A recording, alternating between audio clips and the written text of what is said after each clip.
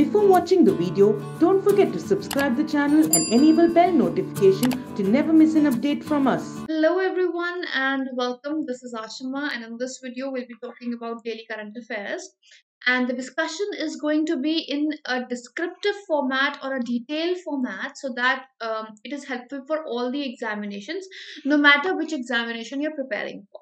So the idea of this video is going to be more of a descriptive type, but for those who want it in question format as well, for them we have an everyday quiz that happens on every app, right?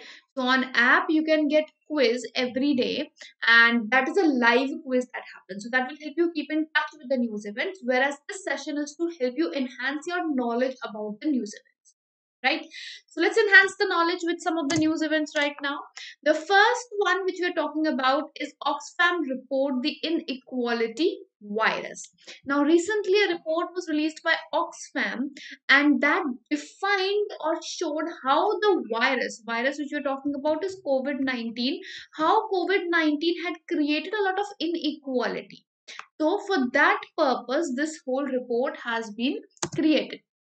Oxfam has found that COVID-19 pandemic has deepened the inequalities in India and even in the world. Not only in India but across the world, the inequalities have deepened, and financial inequality, gender inequality, all these have increased. Although the richest billionaires in India have actually increased their wealth by 35%, seeing that everything went online, and these billionaires had a chance to invest online and gain a huge profit out of it. So yes, the richest billionaires have gained. But if we talk about the job losses, about 122 million jobs were lost, and out of them, 75% that were lost were from informal workforce. And this informal workforce was the one which could not go online. Some works cannot be done online. You can't build a building online, right? So that informal workforce was the highest affected one, with 75% of these 122 million jobs were informal workforce, and the rest of all were also there. A lot of losses, or you can say unemployment, has deepened, and India has been ranked sixth in the world after US, China, Germany, Russia, and France in terms of this gap that has been witnessed over here. Right now, 3% of the poorest 20% of Indian households had access to computer. That is only 3% out of the 20% households, and 9% had access to internet. This is how education was affected at the time of this virus or the pandemic or the lockdown that has come through. Right? And India has become world's second largest country with respect to the number of COVID-19 positive cases. Although we do not have a particular criteria to measure that, but we can see that world's second largest country is India. USA is still recovering in terms of COVID-19 number of cases, and unemployment rate, as we have seen already in terms of workforce, but in terms of gender inequality also, among women 18% have become unemployed compared to 15% pre-COVID. So before COVID, 15% were unemployed in women, and that has increased to 18% women as of now. A lot of, I can say, gap and deepening of the holes have been witnessed under this COVID-19 situation. Now, going ahead, Pradhan Mantri Rashtriya Bal Puraskar 2021. These awards were given recently. Now, this is the highest award that can be given to any student or any child below the age of 18 years by Indian government. So, Indian government's highest award as it is. It is the highest award for children below the age of 18. Right? Now, there are 32 children who were awarded in this. What was the distribution that is important?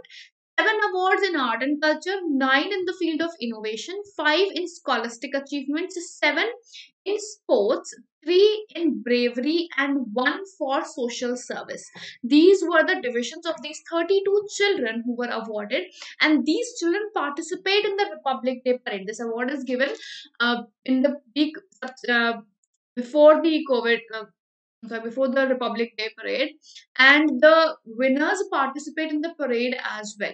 Now, this award was earlier known by the name National Child Award for Exceptional Achievement, and this award is given for all the children, or you can say eligibility is for all the children who are below the age of 18 years.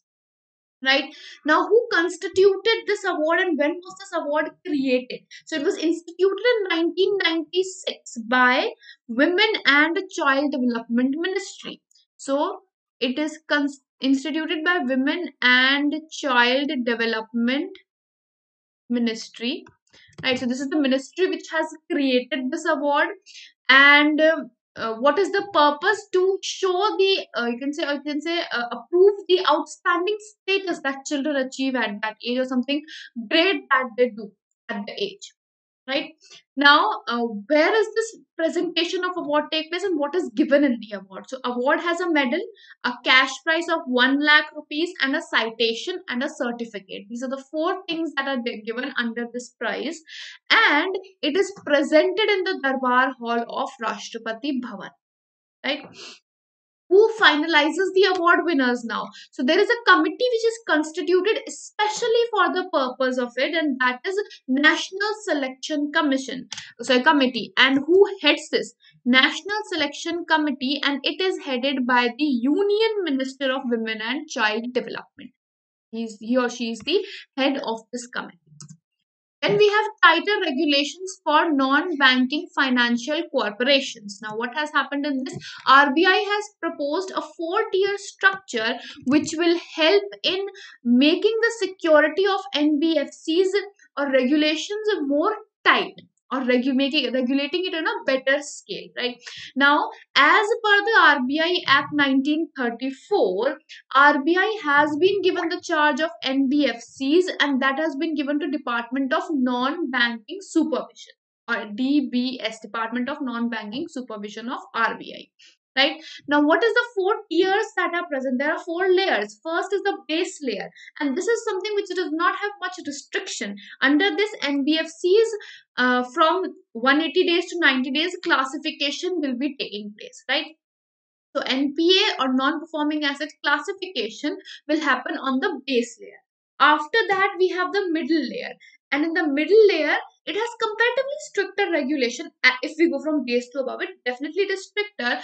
And in this, all the NBFCs who are failing to certain aspects, so they will be scolded for the purpose, or whatever risks are being taken place, or the spillovers that are happening, all of that will be addressed in the middle layer. Right, so it is their purpose to see that nothing spills out of the box.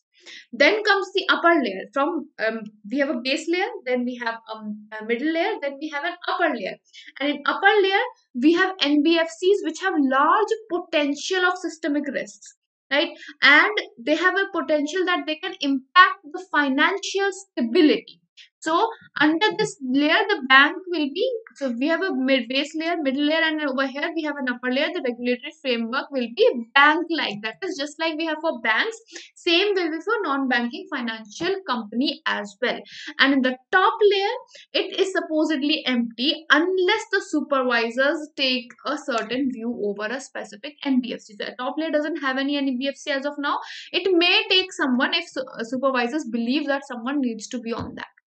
Now, here we have a question as to what is NBFC, or how is it established. So, NBFCs are a part of Companies Act 1956. Right, so it is a part of Companies Act 1956 and is engaged in business of loans and in the business of advances. Right. Then we have a paperless budget. Now, this is the first time ever that the budget is going to be completely paperless. Right. So, there's an app which has been released recently by the Finance Minister of India, Nirmala Sitharaman, and the app is called Union Budget Mobile App, which has been made user friendly.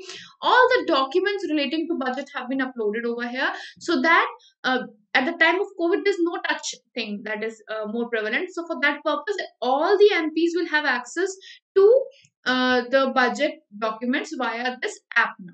And this is a bilingual app. NIC, or National Informatics Center, has created this app or developed this app under the guidance of Department of Economic Affairs, or DEA.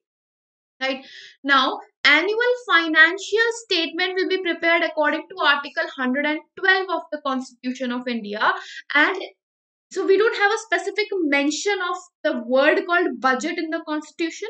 We have a measure, or you can say a statement measure of annual financial statement, which is specified in Article 112 of the Constitution of India, which you need to be aware about. That is, how do we have a budget in India? Under Article 112, we have annual financial statement, which we commonly call as budget.